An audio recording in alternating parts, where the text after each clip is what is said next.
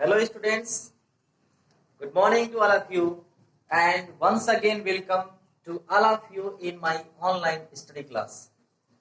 Class 9th में हम लोग the mountain and the squirrel पढ़ने के बाद आज दूसरा पोयम पढ़ेंगे जिसका नाम है सिंपैथी।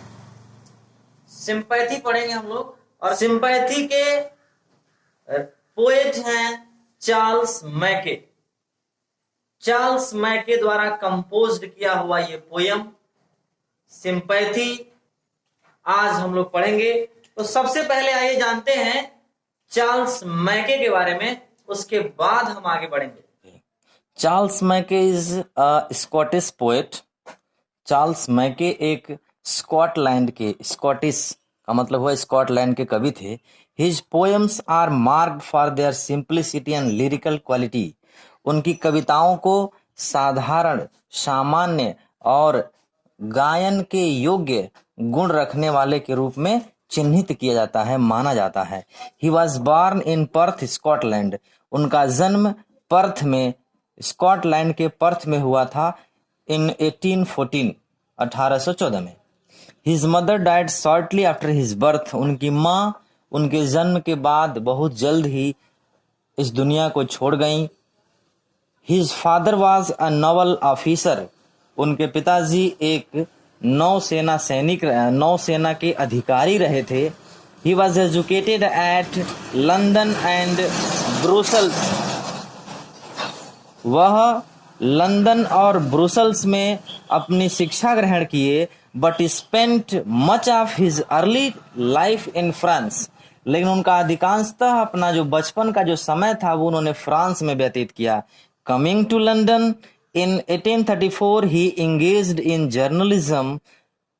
1834 में लंदन आने पर वह पत्रकारिता में इंगेज्ड हो गए, मशगूल हो गए।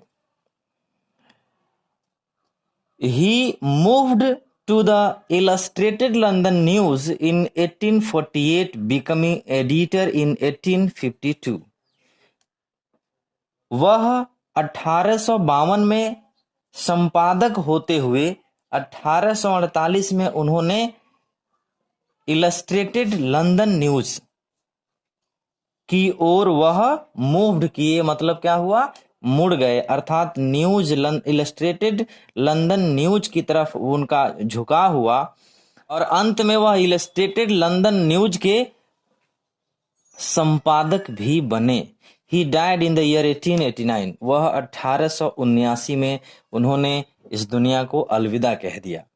तो चार्ल्स मैके क्वालिटी पर्सन जिन्होंने ये सिंपैथी पोयम लिखा। सिंपैथी पोयम, सिंपैथी मतलब क्या होता है, सहानुभूति।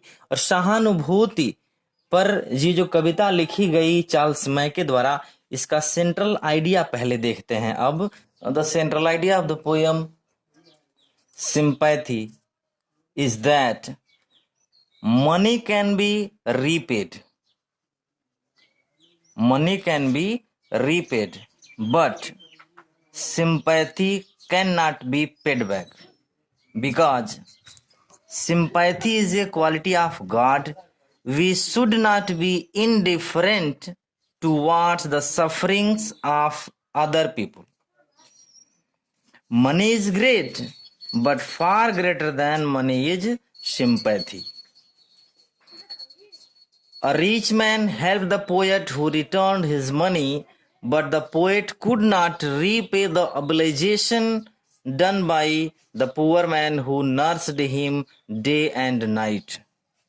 In this way, sympathy is greater than money. और अब स्टैंजा वाइज एक्सप्लेनेशन देखते हैं। सबसे पहले, आई lay in sorrow deep distressed, my grief a proud man heard, his looks were cold, he gave me gold but not kindly word. मतलब I lay in सारो, सारो मतलब होता है दुख, डीप डिस्ट्रेस्ड, डिस्ट्रेस्ड मतलब होता है तनाव में, व्यथित। मैं अत्यधिक दुख और शोक संतप्त में लेटा हुआ था। राइटर पोएट चार्ल्स मैके कहते हैं, my grief a proud man heard, मेरे दुख को एक प्राउड मैन, प्राउड मैन का मतलब घमंडी व्यक्ति, धनवान व्यक्ति, धन का घमंड जिसे हो, ऐसे घमंडी व्यक्ति ने मेरे दुख को सुना, मेरे दुख के बारे में सुना। His looks were cold, his looks were cold, he gave me gold. करा कि उसकी निगाहें, उसकी दृष्टि, कोल्ड मतलब होता है ठंडी, यहाँ मतलब ठंडी का मतलब हुआ कोई सहानुभूति नहीं थी। ही गेव मी गोल्ड, उसने मुझे, गोल्ड मतलब होता है सोना चांदी धन संपदा, यहाँ धन होगा, उसने मुझे पैसे रुपए पैसे धन दिया, but not a kindly word, लेकिन एक कोई भी सहानुभूति से भरा हुआ शब्द नहीं कहा मेरे लिए। माई सारो पास्ड, मेरा दुख, पास्ट मतलब होता है गुजर गया बीत गया। आई पेड हिम बैक, मैंने, पेड मतलब अदा कर दिया, हिम मतलब उसे, बैक मतलब वापस, मैंने उसे पुनः उसका दिया हुआ पैसा धन अदा कर दिया, चुका दिया। The gold he gave to me, जो धन उसने मुझे दिया था वह मैंने उसको चुका दिया। देन स्टूड इरेक्ट, करा देन स्टूड इरेक्ट, तब मैं, स्टूड मतलब खड़ा हो गया, इरेक्ट मतलब होता है सीधा तन करके।